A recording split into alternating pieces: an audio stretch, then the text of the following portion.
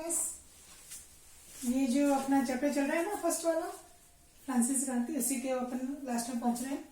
कल जो हमने पढ़ा था बच्चों, उसमें हमने पढ़ा था कि ये जो आतंक का राज जैकोबिन क्लब की जो स्थापना हुई थी, तो उसमें जो उसका जो मुखिया था रॉबेस्पियर, तो ये समय 1793 से 94 इसके एक आतंक का युग कहा गया, राज कहा गया, क्योंकि इस आतंक के राज में इसने क्या किया था, बहुत सारे नियंत्रण कर दिए थे, बहुत सख्त कानून बना दिए थे, दंड की व्यवस्था कर दी थी।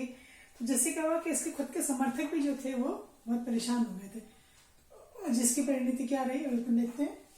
तो इसे नियंत्रण दंड की सख्ती थी अपनाई, और जो गणतंत्र के शत्रु माने जाते थे उसमें क्या किया उसने, उसके जो उस समय के कुलीन पादरी वर्ग जो था, ठीक है, एक तो वो लोग, एक जो अन्य पार्टियों के सदस्य हुआ करते थे वो लोग, इनको क्या है गिरफ्तार करके, और जो क्रांतिकारी न्यायालय बना था वहां पे इनके खिलाफ मुकदमा चलाया जाता था। मुकदमे में जब ये दोषी पाए जाते थे तो इनके विरुद्ध जो है दंड लाया जाता था। उसमें एक गिलोटिन होता था, उसमें ये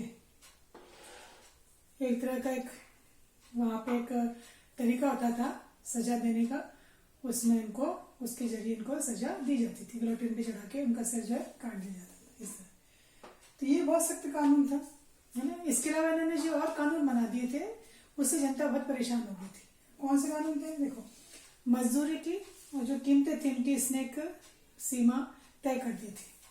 फिर वहां पे जो इनका भोजन था वहां के लोगों का, पाव जैसे अपन कहते हैं, ठीक है, और गोश्त जो था इसकी भी राशनिंग कर दी थी, मतलब लिमिटेशन कर दी थी, इससे ज्यादा नहीं मिलेगा, सबको एक लिमिट बांध दी थी।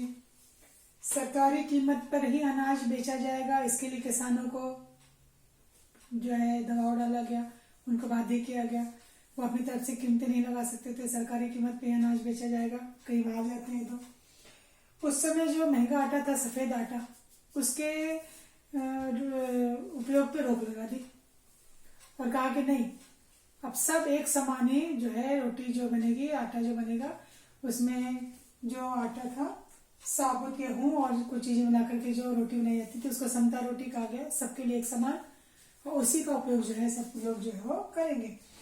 फिर कुछ व्यवहारिक नियम भी थे, जैसे हम किसी से मिलते हैं तो आप लोग भी एक अभिवादन करते हैं, नमस्कार करते हैं, सर और मैडम अपन बोलते हैं जिस तरह से, तो वहां पर भी जो पुरुष वर्ग होता था उसको कहते थे मांसक्यो कहते थे, और जो महिला होती थी उसको मदाम कहते थे। तो उन सबका संबोधन भी इसने जो है समाप्त करवा दिया, और सबके लिए एक ही नाम रख दिया, सियोतेन या सियोतीनी, मतलब पुरुष और महिला के लिए ये शब्द ही उपयोग में होगा, मादा माधव ये कोई भी शब्द उपयोग में नहीं लिया जाएगा। और धर्म में भी क्या किया इसने, चर्च को बंद करवा दिया, और चर्च के जो हिस्से थे उसको, भवन को जो है वहां पर इसने बैरक के रूप में, सैनिकों के काम आता है बैरक, ठीक है, या युद्ध के समय में बैरक में लोग चले जाते हैं आक्रमण से बचने के लिए, वो जगह ये दफ्तर में बदल दिया इसको। और यहाँ पर इतनी ज्यादा इसने सख्ती की कि इसके जो समर्थक लोग थे, इसके जो पहले पक्ष में थे, वो लोग भी परेशान हो गए, जनता एकदम त्राही त्राही कर दी हो गई। तो अब इसके खिलाफ भी फिर क्या हुआ, मुकदमा लाया गया, और बाद में ये जिस प्रकार से दूसरों को सजाएं देता था ना गिलोटिन में, तो उसके बाद यहाँ पे इसको भी दोषी मानते हुए गिरफ्तार कर लिया गया। 1794 में इसको भी उसी तरह से गिलोटिन पे सजा दी गई। ये इसका आतंक का राज हुआ।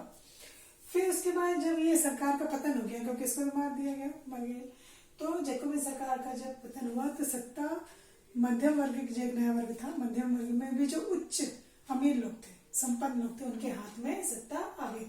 तो नया संविधान बना। तो नए संविधान में भी देखिए कुछ नई चीजें क्या आई कि जो संपत्तिहीन थे, जो गरीब लोग थे, मध्यम वर्ग में जो संपत्तिहीन थे, उनको वोट देने का अधिकार नहीं दिया गया, ठीक है। 2 विधान परिषदें बनाए गए। अभी तक तो क्या था कि जैकोबिन के सत्ता के समय में एक ही व्यक्ति के पास एक केंद्रीय जो शक्ति होती थी, अब शक्ति एक के पास नहीं, 2 विधान परिषदों के पास जो होगी, जो 5 सदस्यों वाली कार्यपालिका होगी, ठीक है, 1 सदस्य वाले नहीं। पर इसमें भी क्या हुआ, इनमें आपस में तालमेल नहीं बैठा, तो एक अस्थिरता आ गई। तो ऐसे समय में नेपोलियन बोनापार्ट, उसको जो है उभरने का मौका यहाँ पर मिला। फिर यहाँ पर बात करते हैं कि भाई महिलाओं के लिए भी क्रांति की जरूरत थी क्या, तो इसकी भी अपन कहेंगे हाँ जरूरत थी। क्यों भाई, क्या हुआ ऐसा यहाँ पर? तो महिलाएं जो है अपने जीवन निर्वाह के लिए क्या करती थी, कार्य करती थी। अब कार्य कौन से, बहुत सारे कार्य होते हैं, सिलाई बुनाई भी कर रही है वो, ठीक है, कोई और कार्य भी कर रही है, सब्जी बेचने का काम भी कर रही है, कपड़े भी धो रही हैं, ठीक है, सामान भी बेच रही हैं, बहुत सारे कार्य कर रही है अपने जीवन यापन के लिए, ठीक है। और शिक्षा उस समय सबके पास नहीं थी। कुछ लोग ही जो अमीर लोग थे, इसमें मध्यम वर्ग में जो संपन्न लोग थे या जो कुलीन वर्ग के लोग थे, उन्हीं के घर की जो महिलाएं हैं या लड़कियां, उनको ही शिक्षा दी जाती थी, सबको शिक्षा दी भी नहीं जाती थी, ठीक है। कामकाजी महिलाओं को तो और भी काम करने पड़ते थे, घर आकर खाना भी बनाना है, बच्चों का पालन पोषण भी करना है, दूसरे कार्य भी करने हैं इनको, ये सब मतलब बाहर भी काम काज करना है और घर आकर भी काम काज करना है, ये सब करना है। तो फिर क्या हुआ, महिलाओं ने अपने समान हक के लिए कि हमें भी पुरुषों के समान हक मिलना चाहिए, हमें पुरुषों के समान बराबर, क्योंकि उनको वेतन भी कम दिया जा रहा है पुरुषों के मुकाबले। तो उन्होंने आंदोलन किया और इनके लिए इन्होंने क्या किया, अपने कई क्लबों की स्थापना की, राजनीतिक क्लब। तो उस समय में लगभग 60 से ज्यादा क्लब महिलाओं के हो गए थे। और अखबार भी इन्होंने चलाने शुरू किए, जिसमें अपने के लिए लिखना शुरू किया इसमें कि हमको भी जो है हमारे अधिकार चाहिए। मांग क्या थी कि हमको पुरुषों के समान जो अधिकार दिए जाए।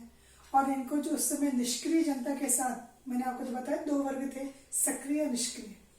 तो महिलाओं को किस वर्ग में डाल दिया गया था, निष्क्रिय वर्ग। तो उन्होंने कहा ये भी हमारे साथ जो है गलत है, हमको निष्क्रिय माना जो है वो जा रहा है। तब जाकर के फिर सुधार लाने के लिए कानून बनाए गए, स्कूली शिक्षा अनिवार्य कर दी गई, ठीक है। और पहले क्या था कि महिलाएं जो पढ़ रही है ना, पढ़ने का उनकी शादी कर दी जाती थी। तो अब एक नया कानून जो है शिक्षा जरूरी कर दी गई, और अब इनकी इच्छा से, मतलब माँ बाप अपनी मनमर्जी नहीं चला सकते हैं, इनकी इच्छा से ही, इनकी मर्जी से ही, मतलब स्वैच्छिक शादी का जो है वो नियम बना दिया गया। शादी का पंजीकरण होगा और तलाक भी जो है कानूनी कर दिया गया। तो महिलाओं के लिए कुछ हक में ये सब चीजें नहीं। अच्छा, इस समय हम एक और बात करते हैं, दास प्रथा। सबको पता है दास प्रथा क्या होती है, किसी और को जो है दास बना लेना, फिर से वहाँ पे जो बागानों के मालिक होते थे, चारागाह के मालिक होते थे, ये इनसे काम करवाते थे। तो इसमें एक अपन कहते हैं ना, अनुबंध के आधार पे कई बार समझौते कर लिए जाते थे, एक तरफा अनुबंध होता था, लोगों को मालूम ही नहीं होता था कि हमें क्यों ले जाया जा रहा है। वहां जाके पता चलता था कि इनको दास बना करके लाया गया, फिर वहां से इनके लिए भागना भी मुश्किल होता था। तो इस तरह से यूरोप में, अफ्रीका में, अमेरिका में 17वीं सदी में दास का व्यापार करने की प्रथा शुरू। दासों को एक जगह से दूसरी जगह लाया जाता था, क्योंकि यूरोपीय लोग तो जाने के इच्छुक थे नहीं, तो बागानों में काम कैसे करें, श्रमिकों की कमी हो जाती थी, तो श्रमिक फिर बाहर से लाए जाते थे और उनका एक तरह से सौदा किया जाता था। उनको बंदरगाह पे लाया जाता था, वहां से जहाजों में ठूस करके, भर करके, और उनको जो है दूसरे देशों में ले जाया जाता था काम करने के लिए, जहां से उनके लिए निकलना भी, भागना भी संभव नहीं था, ठीक है। फिर ये बात तक ये चलता रहा 10 साल, जब नेपोलियन आया उस समय तक भी ये रहा। फिर 1848 में कानून बना, तब जाकर के दास प्रथा का उन्मूलन हो गया, दास प्रथा को समाप्त किया गया। क्योंकि उस समय जो दास बना के लाए जाते थे, इसमें अफ्रीका के जो लोग थे, जिनको निग्रो कहा जाता था, अब निग्रो शब्द का इस्तेमाल नहीं होता, तो ये लोग जो थे जिनको बंधक बना करके लाया जाता था। तो अमेरिका में इस अफ्रो अमेरिकन कहते हैं, वो निग्रो थे जो अफ्रीका से दास बना करके 17वीं से लेकर 19वीं शताब्दी तक ये वहां पर लाए गए थे, और इनको अधिकार नहीं दिए जा रहे थे, तो इन्होंने वहां पे आंदोलन भी किया। तो इस तरह से दास प्रथा वहां पर उस समय थी। फिर 1789 के बाद में जब क्रांति हुई, उसके बाद फिर थोड़े से परिवर्तन आने शुरू हुए, और जिसकी परिणति अपन ने देखी ली फ्रांसीसी क्रांति में क्या हुआ। और फिर बाद में इसका जो है पूरा क्रांति का असर अन्य देशों में भी पड़ा, और वहां पर भी इस तरह से क्रांति की मांग होने लगी, गणतंत्र लाने की मांग होने लगी, और चर्च के खिलाफ भी लोग जो है अब अपनी मांग रखने लगे, विद्रोही जो है वहां पर रखने लगे। तो ये सब यहाँ पर असर देखा गया, ठीक है। तो ये सब हमने आज इसमें देखा, ठीक है। तो आप इसको पढ़िए, पॉइंट्स बनाइए इसमें से, ठीक है।